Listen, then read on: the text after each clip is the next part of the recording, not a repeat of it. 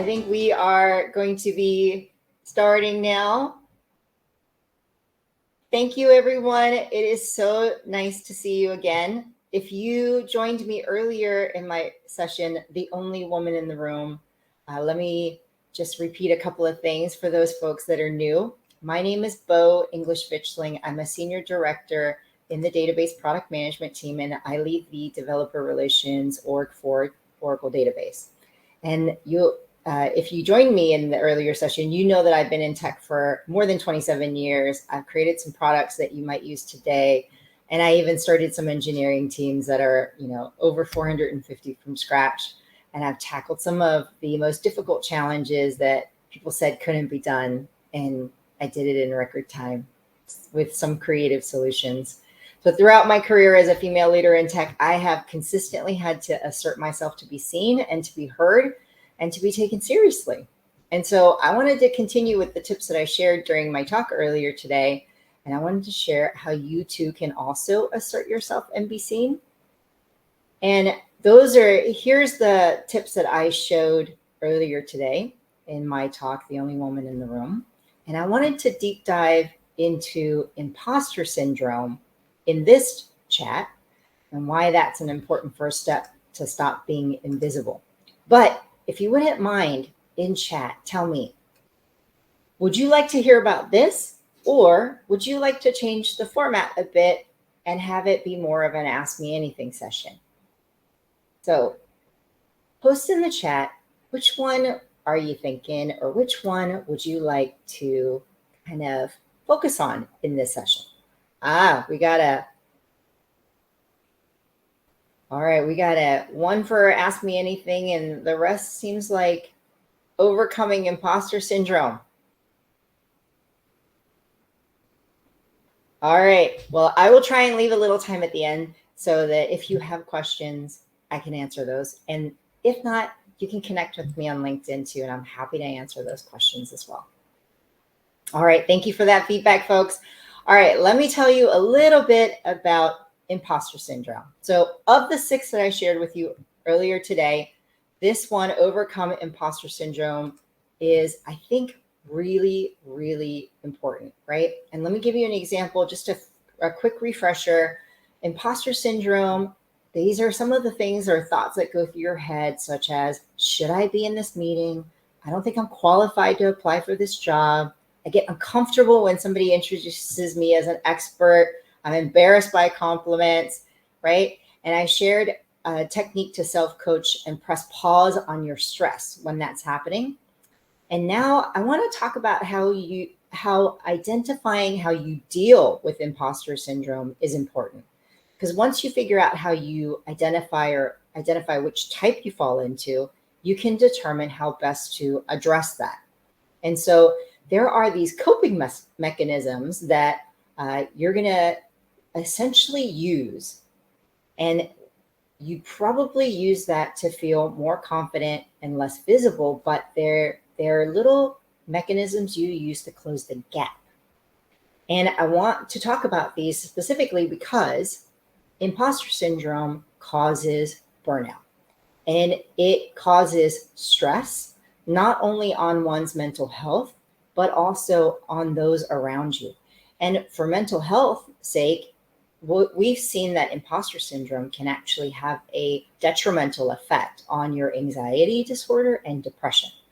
And so I want you to know that when you can overcome your imposter syndrome, you can speak up, you can share your opinions and your ideas, you can stop being the only woman in the room that doesn't say anything, and you can be a confident leader. But it's also going to help you with some of those things like depression and anxiety. Now, I'm not an expert on, imposter syndrome by any means. This is all things that I've learned in my career and during my research with reading different kinds of books or videos or, brochures or anything that I can get my hands on how to actually effectively deal with my imposter syndrome. Because believe it or not, I have it too. So let me share with you a couple of these coping mechanisms that Claire Josa, and this was the author that I was mentioning earlier, she has a website called Ditching ditchingimpostersyndrome.com, and she says that we have 4 different types of coping mechanisms in imposter syndrome. She ran a study in 2019, and she discovered that the coping mechanisms can be categorized into what is known as the 4 P's.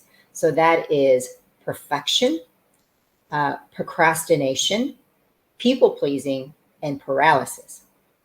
And if you want to check out which type you are, check out Claire Josa's website at clairejosa.com, and there's a quiz. And if you take that quiz, it'll tell you your score on which one of these you fall into. So let me tell you a little bit about each one of these. Perfectionism is setting a really high standard for yourself. Some of them almost seem impossible. And then we diminish it when we reach that goal. The second P is procrastination.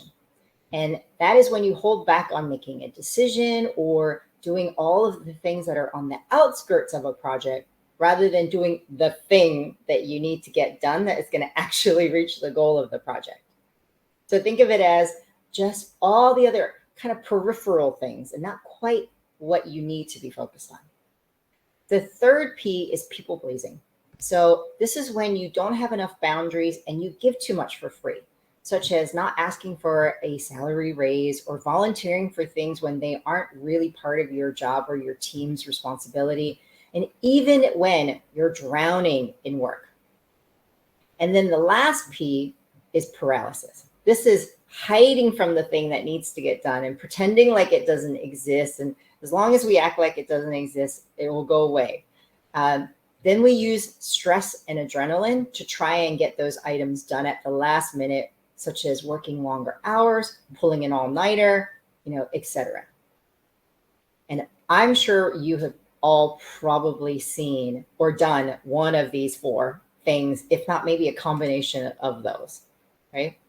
So now I want to share some effective strategies on how you can overcome that imposter syndrome. And it's not going to be easy. It's going to require persistence, and you won't be able to overcome it without doing the hard work. I wish there was an easy button there, but there really isn't. And so let me give you a little bit of help on how you can overcome this. So number 1 is some strategies is acknowledge and challenge your negative thoughts. Now, this is one of the tips that I shared with you in my earlier talk, where you have that first moment where a negative thought happens and you have to become aware of that feeling in your gut, that thought that goes, something's not right. Ooh, I'm starting to feel a little, stressed out. My shoulders are going up. My stomach has a little twitch in it, or there's a feeling in my gut. These are early signs of your negative thought. And when I say negative thought, I'm talking about, I can't do this. I'm not right for this. I don't have the qualifications for this. Any of those kinds of things. Usually your body tells you this first before your brain does. So you have to ask yourself, is this really true, or is this just self-doubt talking? And if it's really true, then write it down. Claire Josa says, write it down and then make time to do something about it, but later. If it's not true, and you have to be completely honest with yourself, then you got to learn to ignore those sabotaging thoughts. And if you do this often enough, then you can almost reflexively overcome those negative thoughts as they occur.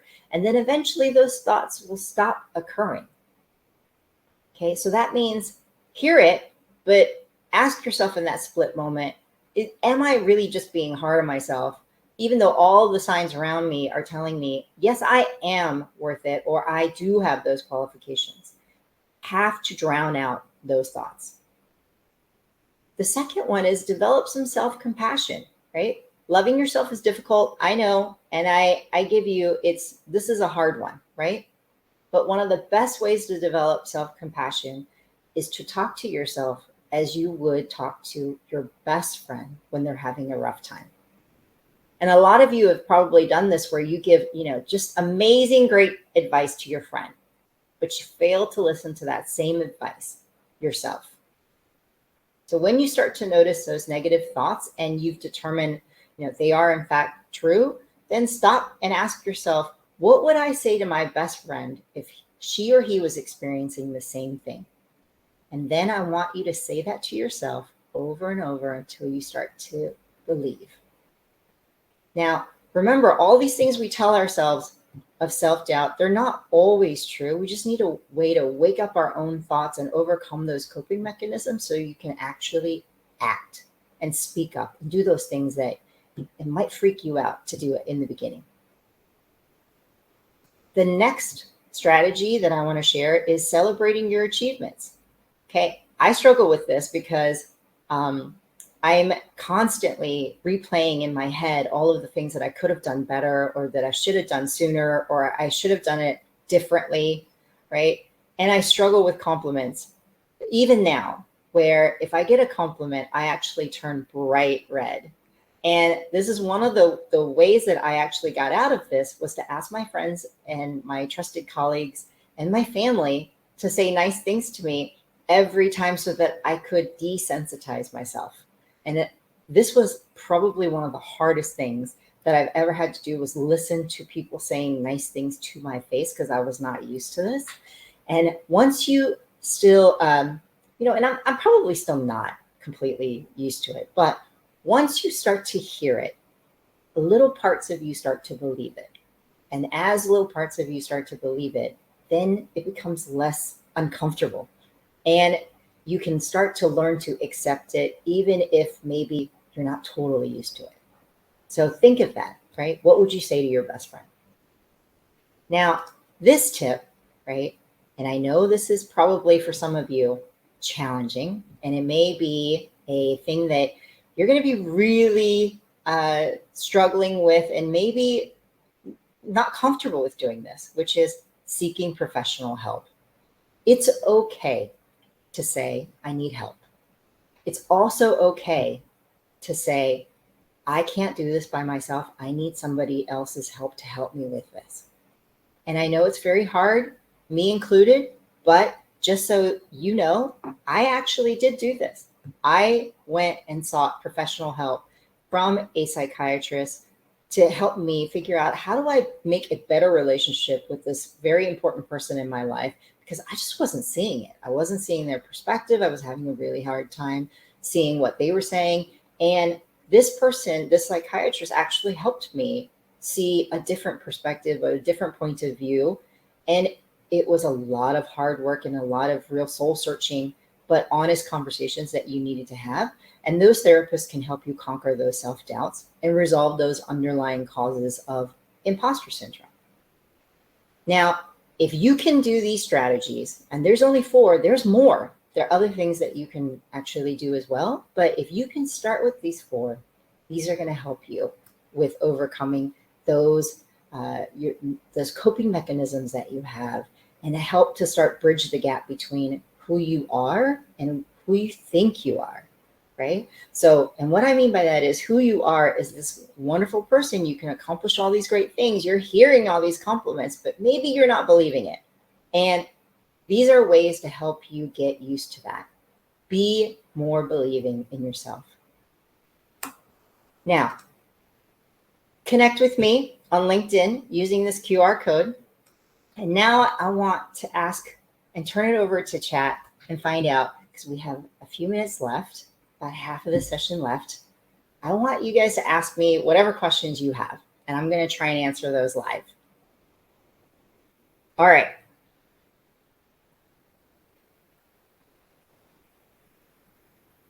I'm looking at your chats. The name of the book. Oh, you're talking to Melody. Yes, Melody, what is this name of the book that you are referring to? Because I would love to see that.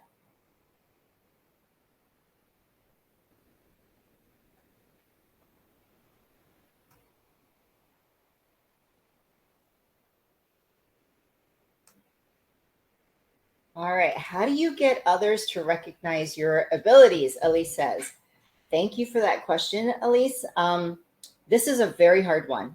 So in my earlier talk, I mentioned that you have to speak up. Because if you don't do that, your ideas, your actions, the things you've been able to accomplish are going to be credited to someone else. And you don't want that. So you are going to have to take credit for the great work that you do. And I know this probably scares the living bejesus out of everybody, right, on this call. But you want people to recognize your abilities, you have to make your abilities shine, and you have to take credit for those. Like, for example, one of the things that I am quite good at, and I was for the longest time, I'm talking decades, could not say this, was I am a very creative person. I come up with creative solutions to solve problems that other people maybe, have not thought about or didn't realize was something that could be done. It took me a long time to say that out loud. And even now, when I say this to you, there are feelings that I have about this that are a little bit scary. But you need to own those abilities that you have, because we all have great instincts, great abilities. You have experience that you can pull from in your past, and you can do this. You have to take credit. Otherwise, someone's going to take credit for your work, and that's worse.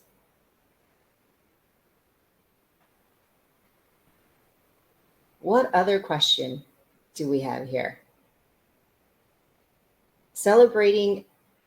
Anyone have a good way to respond with compliments outside of thank you? Oh, that's a really good question. So I don't know that I actually can do more than say thank you, because I get very embarrassed when people compliment me, even now, and I do still turn kind of red sometimes. But one of the things that I've learned to say is thank you, and then move on. I almost want to rush through the compliment because it's so embarrassing. But one of the ways that I've kind of worked through this a little bit is with my friends and family. As I mentioned, I had them say nice things to me, but what I actually have them do is say nice things to me in a series. So it's not just one thing, but it's several things which they will say to me, so that I can just learn to accept it and learn to move on. So I'm still working through this. I'm sure you probably are too, but that's okay. And you don't have to be perfect at everything.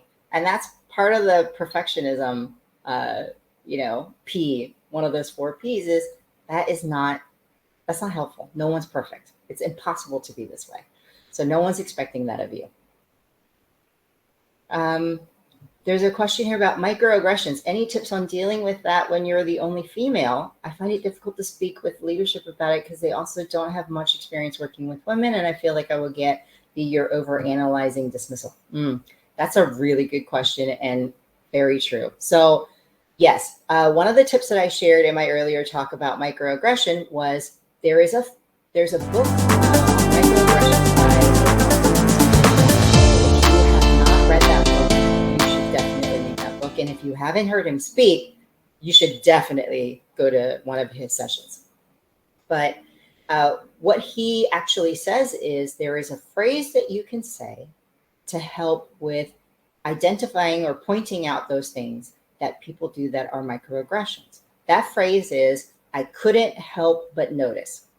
Couldn't help but notice you rolled your eyes when I said this. I couldn't help but notice that you didn't agree with me. I couldn't help but notice that you shook the white man's hand before you shook mine, or any of these things that starts with I couldn't help but notice. But before you do that, I want you to ask yourself, do you think that these leaders are going to take that feedback?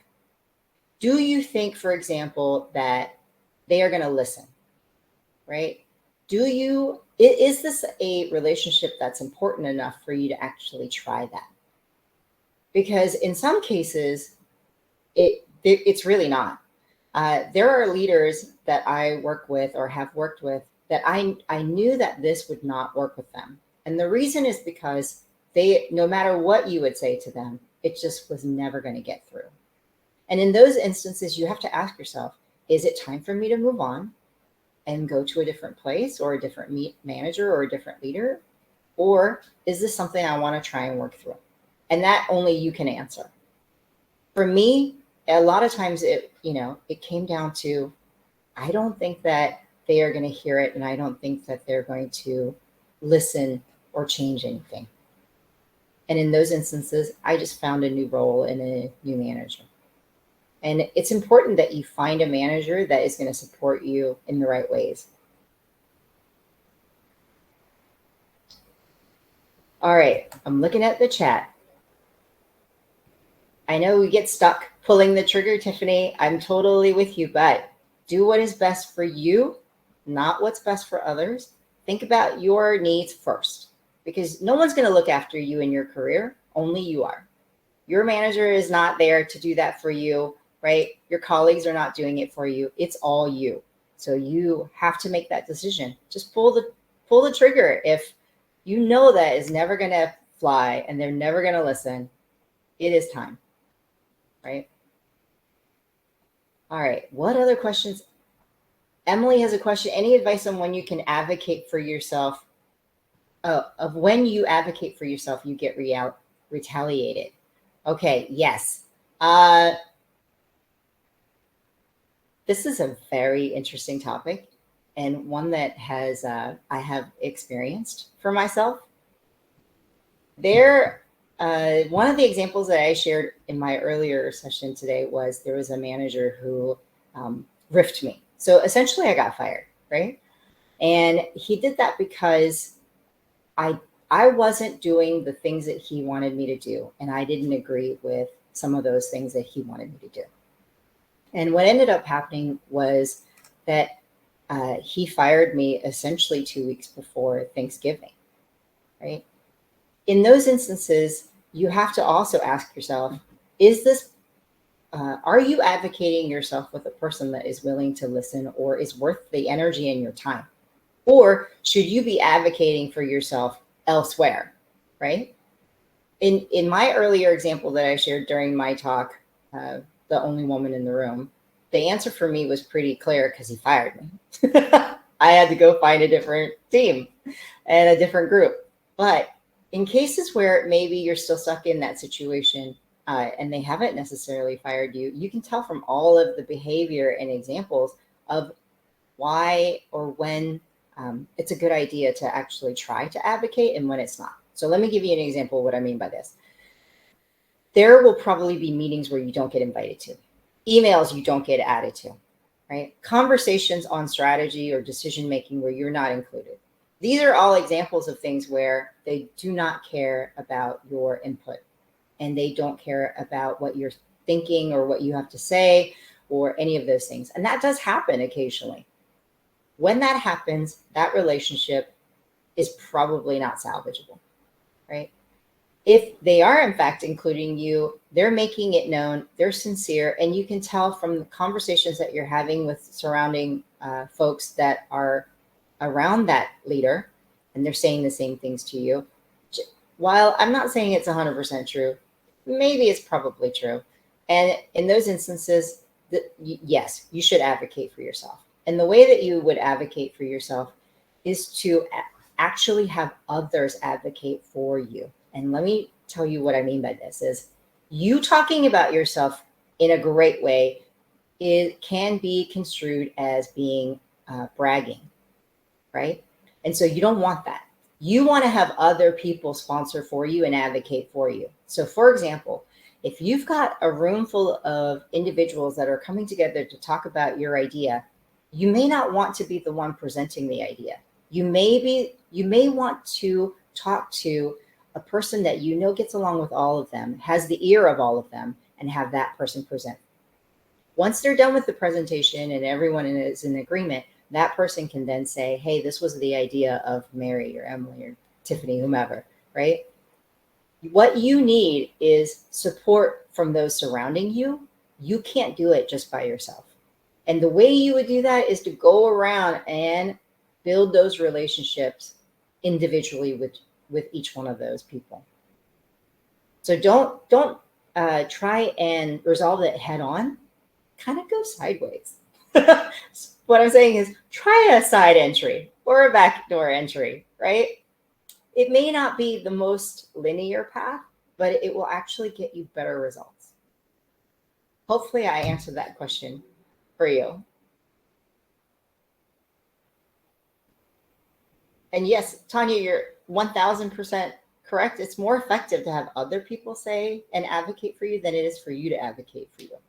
Because if you have to advocate for yourself, then you may not have all of those folks on your side and you're having to prove yourself and you want other people to already be supporting you.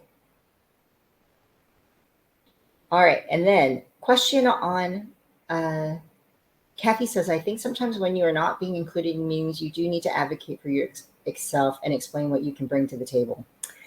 Kathy, while I know that this is probably what you want to do, and I would want to do that too, probably not recommended. If you're not being included in the meeting, have the folks that are included in the meeting say, why isn't Kathy part of this conversation? That will get you a better result than you saying, I should be in this meeting. I hope that makes sense. All right, let me see what other questions that we've got in this chat. Apologies if I'm a little silent while I'm scrolling.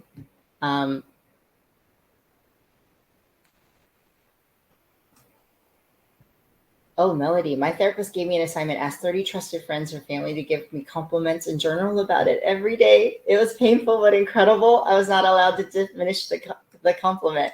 That is amazing, and I love your therapist.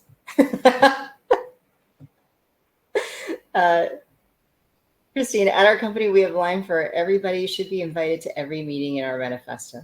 I love that too. It doesn't always happen in every company, and in large companies like the one that I work at, that's not always the case.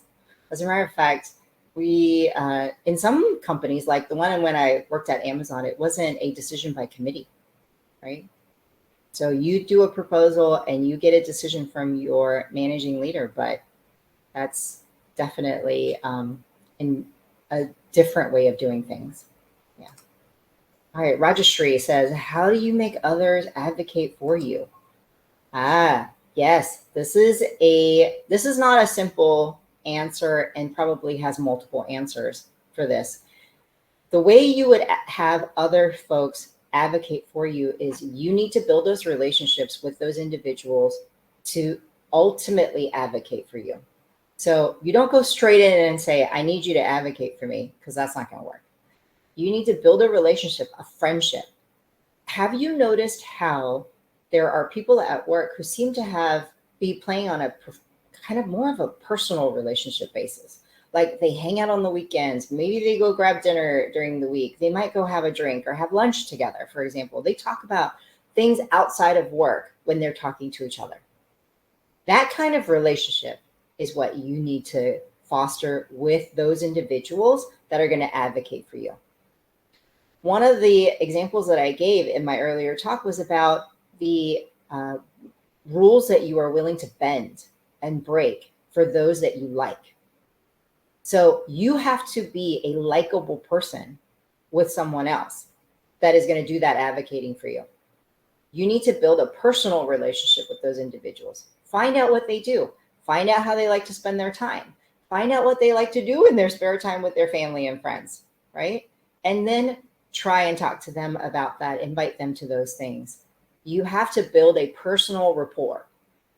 And then advocating for you is going to come super easy because you won't even need to ask. They'll just do it.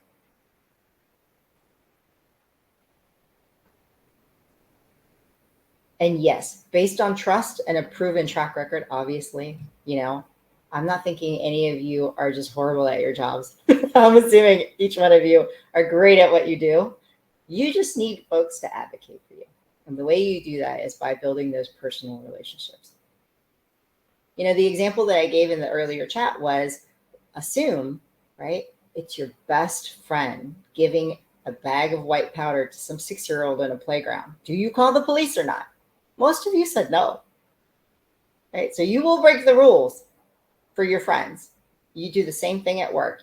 You will bend the rules for those folks that are your friends at work. Think about how many folks you may have hired in or may have gotten hired because of a friend, right?